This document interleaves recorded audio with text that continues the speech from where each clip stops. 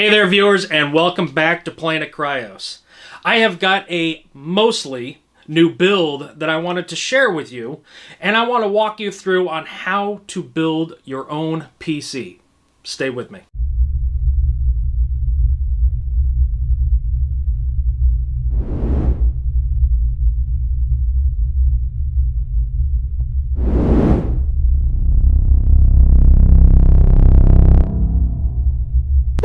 Alright, so if you've made it this far, which is only, a minute in, I'm going to show you exactly what I'm doing here. I'm actually building a PC to sell. And this one's going to have a combination of some older parts and some newer parts. We'll start with the older parts, which I have the Asus Z170 Pro Gaming motherboard. And it's actually my very first motherboard that I purchased and installed. This motherboard in combination with the 6700K CPU, this will run Windows 10 until the end of Windows 10's life, which is like October of 2025. So you still have another good 3 years. And we're going to put it in this case here, which is the Corsair 110Q. It is a quiet case. I just did a review on this before this video, so go ahead and check that out. I'll put it in the link down below. I'll try putting the card up top here in the video at the same time. We are going to be putting in at least 16 gigabytes of RAM, possibly 32. I'm going to try for 32. The RAM is in question, though, because when I had this G-Skill Ripjaws RAM installed, these are 8 gigabytes each.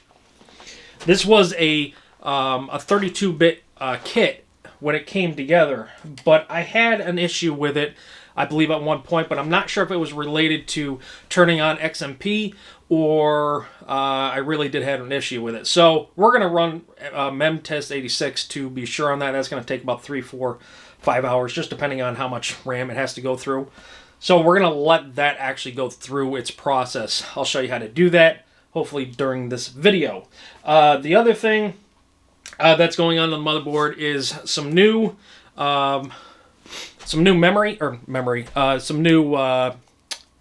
M.2 NVMe, and we're going to put 1 terabyte in there, and this is from Sabrent, and it's just a 1 terabyte drive.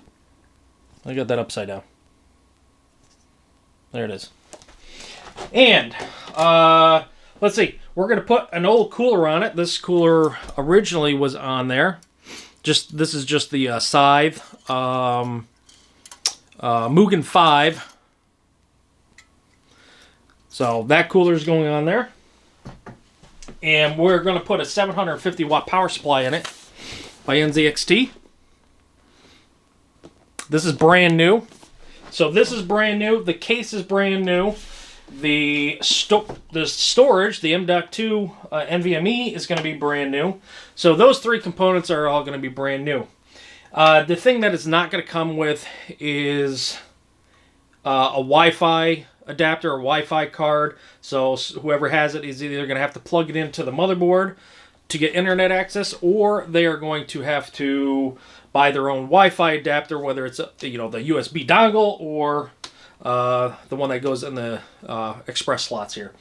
So yeah, that's about all. That's what's going in it. We're going to kind of get started. I'm going to clean up a couple little things here. I'm going to get you a little closer, and we're going to go through step by step on how to build your own PC. The steps I'm going to show you are a direct result or a reflection to anything new that you're going to purchase, pretty much. With the exception of maybe a couple little things, but everything's going to be pretty much the same. Now, to install the CPU, what you're going to do is, on the Intel side, you're going to have a retention lever right here. AMD's slightly different. They're still going to have a lever, but it's just a little different how it operates and what the socket actually does. So what you're going to want to do is push down on the retention lever and pull over to expose it. Then you can go ahead and lift up on your socket and expose all the pins that are in there. They are very delicate. Do not touch them. Don't take a cloth to them. Just be very careful with them. So when you get your new CPU, Like I said, this is a... Oop, we're a little close there. This is a 6700K. It's a little older, but it'll still run Windows 10 for another few years. So you're going to want to get your thumbnail. Let me back out a little bit. Get your thumbnail under here. Open up the kit. Pull it out. And you can see on the back there, that's all the contact points. It's okay if you did touch this by accident, but do your best just to grab the sides. Try not to touch on here if you can, just to eliminate oils or contaminations from your hand. And you're going to find on Intel, you're going to have a little like arrow or dot down here. And you can see the arrow right there. That arrow is going to correlate with the dot and the triangle. Well, it's actually a triangle on that too. So arrow, triangle. There's a triangle and a dot over on this corner. So those two are going to go together. And you're going to just gently set it in there, like one corner and one corner at a time. And then set the whole thing down in. Go ahead, give it, don't push down on it, but just give it a jiggle. You'll know it's in. Next, just slowly lower the cover by hand. There's a screw right here that this portion has got to go under. Pull your retention lever down. Now this is where it's going to get a little snug, and it's okay, it's meant to get snug. That cover may or may not pop off. If it doesn't, afterwards you can pull it off and make sure that retention lever is back the way it was. Don't throw this away. You need this for an RMA if you got to send the motherboard back for any issues you might have. We're going to install our storage. So you can open it up.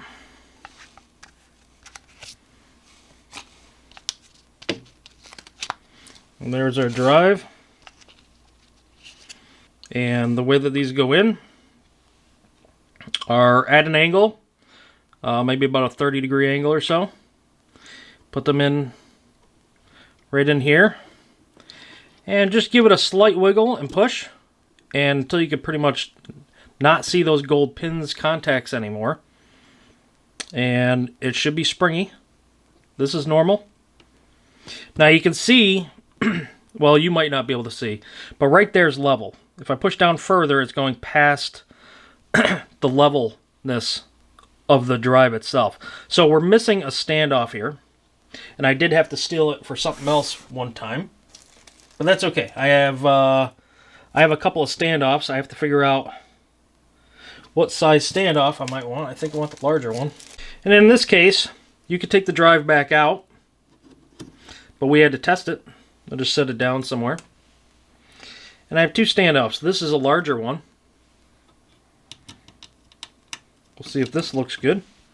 Take your little nut driver. Do not put a lot of torque on this. Just snug it. And again, we're going to put our drive back in. And this time I got you a better angle. You can see how it goes in like that. And it's springy. It's now level.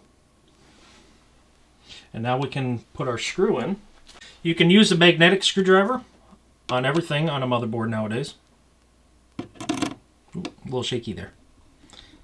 We're going to screw that down. Just snug it. It doesn't need to be super tight. That's it. That is your drive, your solid state drive, M.2 form factor, NVMe installed. All right, so now what we need to do is we need to go ahead and install our cooler. Prior to us doing anything with this piece, we do have to install the back plate onto the motherboard, and I'm going to show you exactly how to do that. All right, so I actually, when I deinstalled it, I kept everything in a bag that was meant for Intel, so I would not lose it, and I kept it with that cooler. So you want to grab your parts that came probably with your newer box. In this particular model, the Scythe, Mugen 5, Revision B, and you want to grab these guys out of it. This back plate, you're going to notice, has rubber, a soft side, and it's got nothing on this side. The soft side goes towards your motherboard. The other side sticks away. So, in order for this to go on, it goes on the back side of the motherboard. And you can see, let me just tip this up a little bit. You can actually see right here that you have your 4 holes. And this guy has 2 holes in it right here, up top. And those 2 holes are going to align with these screws right here for the CPU socket. So you're going to go over just like this. And then you're going to take your screws and come from the other side. It's a little difficult. We're going to attempt to get one going here. We'll do the opposite corner. Keep them just a little loose until you get them all started.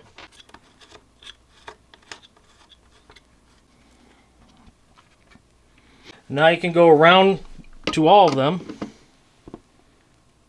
and start snugging them up. Do like a crisscross pattern.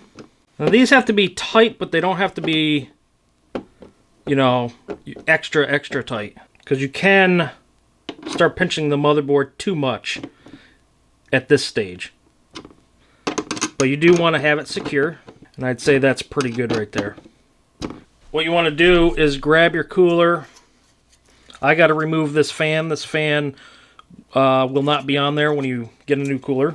And another step, what you want to do is, when these come new, they'll come with a film over it, like a sticker that you can peel off from here.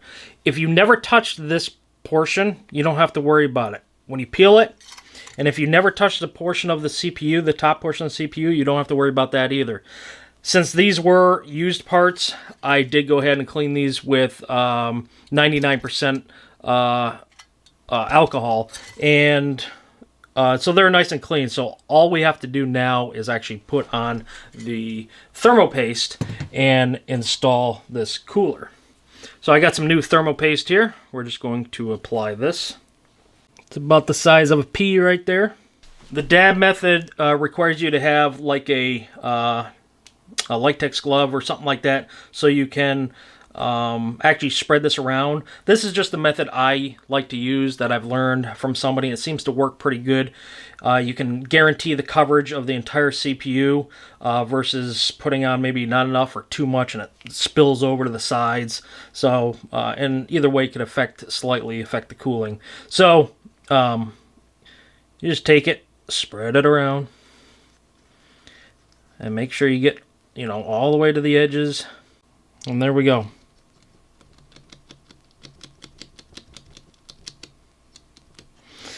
And that's done.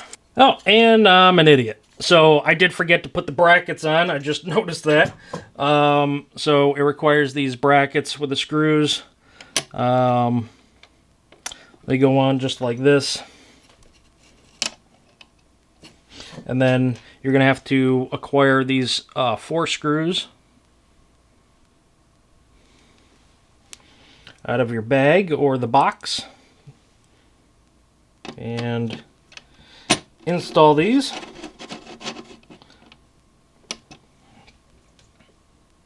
You can just put them in loosely for right this second until you get the other one started. Then go ahead, and these can get cranked down pretty good.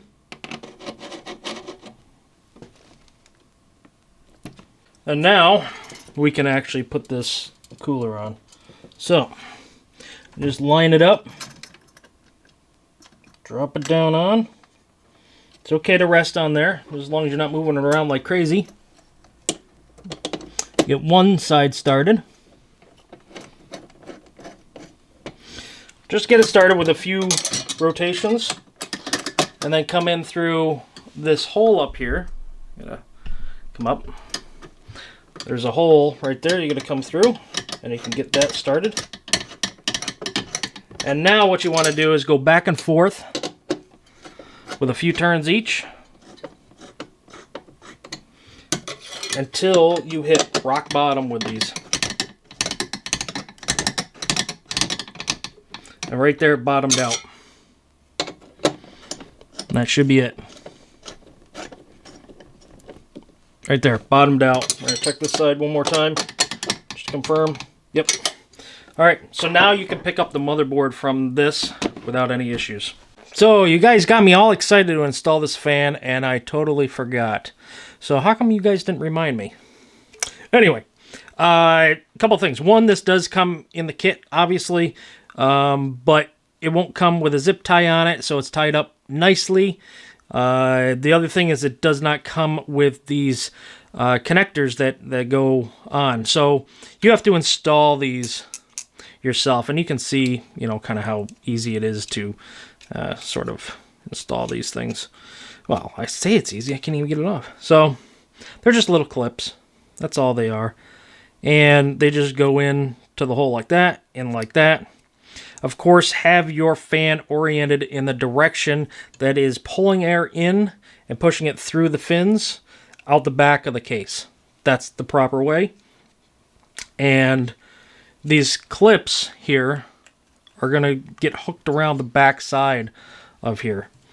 And you can see a little cutout for these. It's very specific, but get yours at a proper height, wherever you want it. So it's level. Put one side on. I'll show you with this side.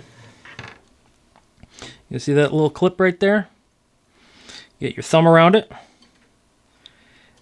and just put it in between the grooves. You can see a couple of fan headers right here. And you have to read them. One says CPU optional. The other one, on the most outer one, says CPU fan. That's the one we're going to put this one on. If you had another fan on the other side of this cooler, you would install on the CPU optional. But you can see that these are grooved, so they only go on one way. And it's kind of hard to show you like this, but you get it on there like so, and push it all the way down. And that's it. Now with RAM, if you're buying just a kit that has 2 sticks of RAM, you're going to want to put it in the opposing slots. Usually, and pretty much always, they're labeled definitely in the user's manual. And most of the time, with good boards, they are labeled right on the actual motherboard. And this one does label them right there. You can see DIM 1, or DIM A1, DIM A2, DIM B1, DIM B2. If you had just 2 sticks of RAM, you put them in the recommended 2 slots, which is normally, and I've always seen it, this one does have the gray slots, so you put it in these gray slots, but usually it's the first one, the second one furthest from the CPU, and then you skip one and do the very outside one. So, but we're going to occupy all 4 slots. All RAM comes with the slit right there, which is has the indicator right there, so you can just drop it in, and that was my light. Okay, that was interesting. So, one side always opens up. You can see this side opens up. This side stays stationary. That's usually an ASUS thing. And we can drop our RAM in one side at a time like this until you get it mostly seated. And then you can put both your thumbs on it, one side, then the other side. You should hear an audible click. There's one, there's 2. And we're going to repeat that process for the next 3. Alright, so now let's start prepping the case. We have our I/O shield here that's got to go in the back of the case.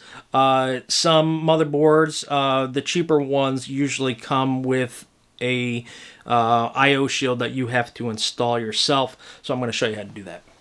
If you take your I/O shield, at the bottom has the holes for your audio. That's the direction that all the I/O shields go into these. You have to come from the inside of the case. You have to start, get it aligned. You can put the bottom in kind of first, one corner. Then you got to put the other bottom corner in. And you can hear that click. That went in. Now come to the top. And on the inside, you got to push again. And boom, that is in. I also want you to note when you're purchasing your case, pay attention to the quality of the case. That if you buy a really cheap case, those are going to be extremely hard to install. In addition, the corners of the case are possibly going to be sharp and can cut you. The cheaper the case, the more difficult, realistically, that I/O shield is going to be to install. Alright, so now I'm going to show you how to install the power supply. This particular NZXT power supply, it's a C750. It's meant for an ATX build. This is how they pack it. And here is your actual power supply. They did a nice wrap job. This is fully modular. Looks like we got our 0 RPM fan or fan mode, so you could have this on or off depending on if you want your fan to spin all the time or if you just want to spin when it is required by the power supply. You have your on and off switch. Keep that in off position until you're ready to plug in, and you have all your ports in the back. What you want to do, typically when you have these, is install your cables that you are going to need for your build prior to installing the power supply. And you get a nice purple bag. This is actually really nice. Now in here somewhere, usually they include screws, but I'm not seeing the screws. Normally they... Oh, here we go. Right in the bag. So we got 4 screws for the power supply. That's what we need. Alright, so now you need to ask yourself, what cables are you going to be using? So on every build, you're going to be using this cable, which is the 24-pin power supply that goes, or power cable that goes from your power supply to your motherboard. So you have to have this. So that's number 1. We're not running a graphics card, so we don't need that. We do need the PSU cable. So we need one of these guys. That's all it can support anyway.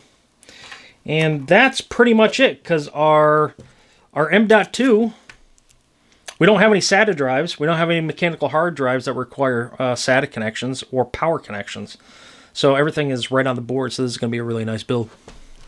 And simple. Grab your 24-pin connector. The one that has the 2 ones that are split, that one goes to your power supply. So go ahead and get that installed. And you can see right here, it actually says motherboard. Look how easy that is for you. So one of these sides, go to here. The other goes right here. Make sure you hear those clicks. This is going to go to the motherboard. Now we have one up here that does say CPU. See how easy they make it for you? This will be your second one for the CPU. You can use either one. It doesn't matter which one you use. But if you're using 2, you know, obviously you're going to be using both of those. All right, so grab your CPU cable. And one side does say CPU. And the other side says PSU. So this goes to your power supply unit. And obviously that one goes, the split one, which is opposite of the other cable, if you're noticing, because some motherboards, some older motherboards, only have a 4-pin power connector on the board, so you can only use that. Otherwise, you're going to use both of them. But go ahead and plug this right into your motherboard, or power supply. And now, since this is a open, sort of an open case, you're going to be seeing the power supply without the cover on it. But you're going to mount this with the fan side down. 99%, 95 to 99% of the time, you're going to be mounting it like that. This has a filter on the bottom that is removable and cleanable. So this is the way you're going to do it. So I would feed these out the back on this particular case, just like this. And if you watch the review of the case, this hard drive sled for your 3.5 inch is movable over to another spot. Currently, it is not going to interfere, so I'm going to leave it as is. And line it up with your screw holes where that's going to have to be. So grab your screws that were supplied with a power supply and start all the screws, but do not tighten them down just yet until you get them all started. If you're asking yourself, there's some other holes that you can see here. Well, this is a cutout. That one was a cutout. But if you realize that this power supply can actually flip the other direction if you absolutely have to. If you had to do that, those other screw holes would come into play because that's the way it's oriented the other direction, and that's where you'd put all these screws. All right, so now I'm going to show you how to install the motherboard. All right, so now I got the PC case actually laying down. So this is going to be the easiest, best way to show you. This is how you should do it. Lay down a flat surface. One thing you want to do is you want to go ahead and count all your holes that you have. 1, 2, 3, 4, 5, 6. And then on the top side, 7, 8, 9. You have 9 holes that you have to put screws down through.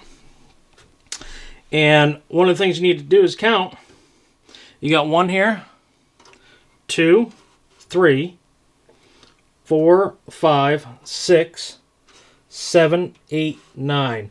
And what you want to do is you want to make sure there's no other standoffs, because these are all standoffs. There's no other standoffs in its way, because you could hit the back of the motherboard and cause a short. This particular one right here, on most cases, this is a standoff, but it is, you do not put a screw in it. So you have 9 holes, but only 8 screws go in the actual motherboard most of the time. There are some cases that you do put a screw in there, though. Go ahead and make sure your cables are out of your way, and you can go ahead and slip this down in here like so, and align your back I/O shield. And it takes a little finesse. One thing I did forget to mention, all cases have, the way you get your screws, the case actually comes with them. And they're right here a little off camera. I'll give you a shot here. So right here. This is a box or a bag that usually comes with all cases. This is in the 3.5 mechanical hard drive. Just grab it. I have to reach under and kind of pull it out. But you can see it's in a hard drive sled. And we're going to go ahead and take this box, get it open. They give you zip ties that we're going to utilize. They give you screws. They give you extra, they usually give you extra screws that will go for your power supply unit. But we just want the motherboard ones right now. You can see they give you 3 different screws here. This will be for like power supplies and fans. Or, excuse me, fans. Then you have, oh, they're not giving you the power supply ones. That's interesting. Okay, so the next one is all motherboard screws. And this one over here is meant for like SSDs, so you can mount those, or optical drives. Those are what those small ones are for. So we want the center one. Best thing to have is a magnetized screwdriver for this, so when you turn it upside down, that screw does not pop off. Get your screws started, but do not snug them up yet.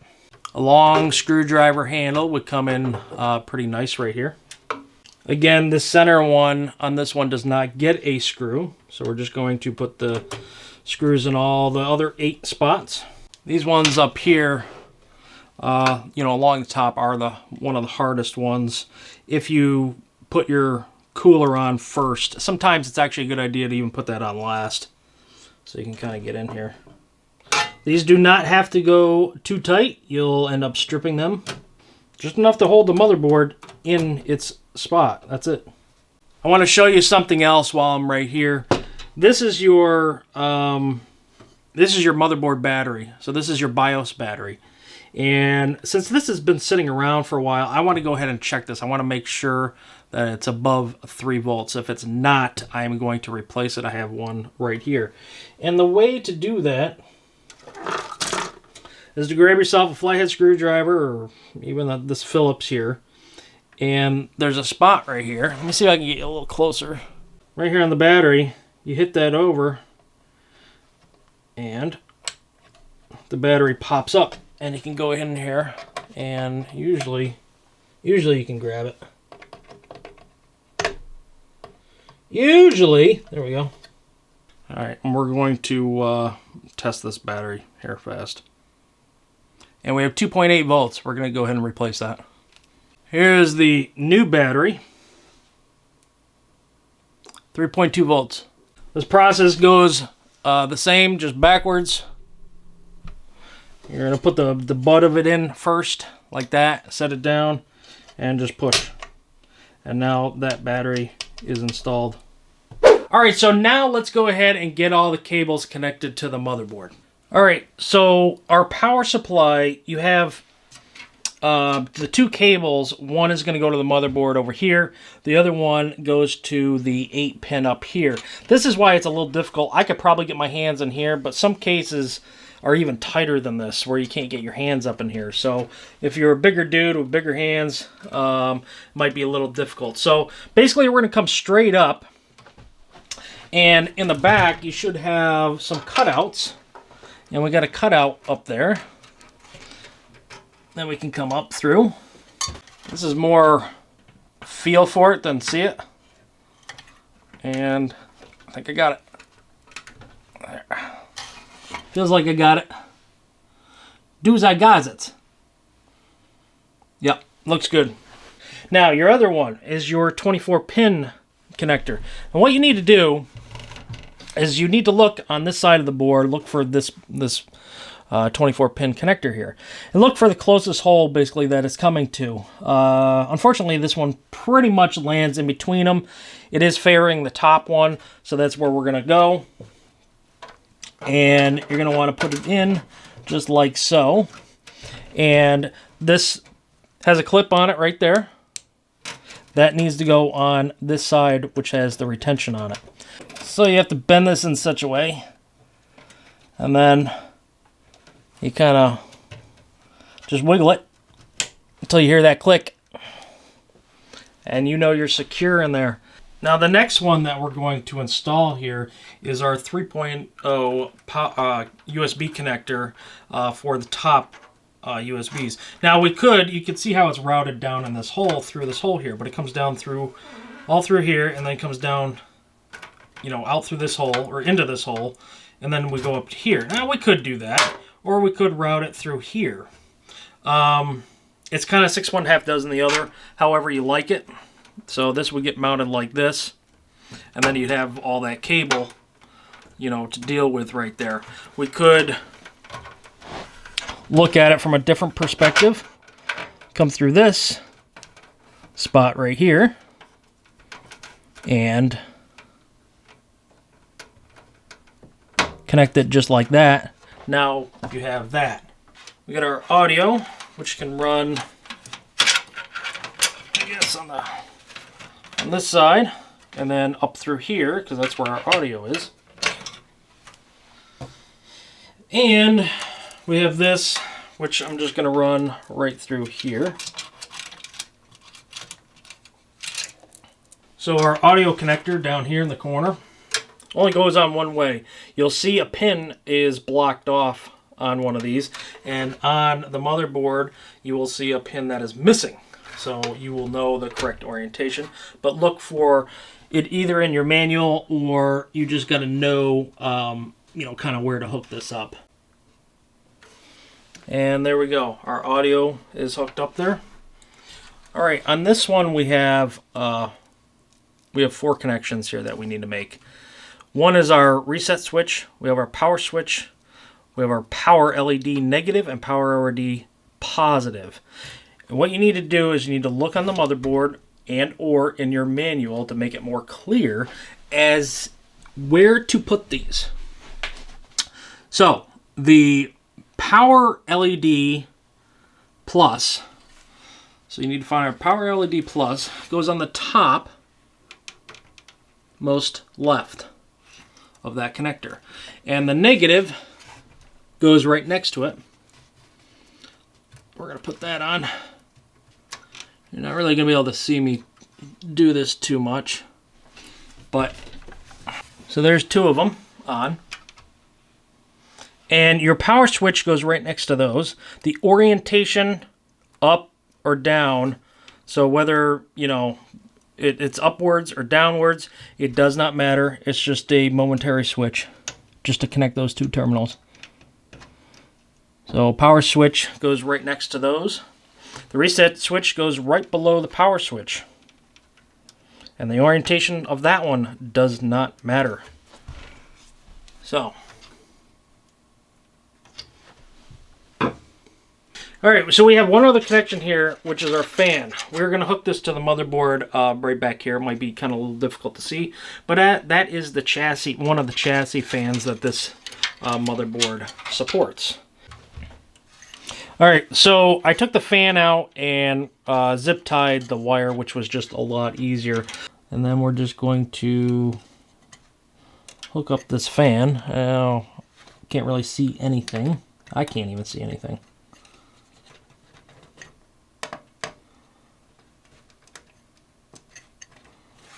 But that is done now. Alright guys, so that concludes part 1 of how to build a PC. Stay tuned for part 2, which is going to include all the software installation and optimization.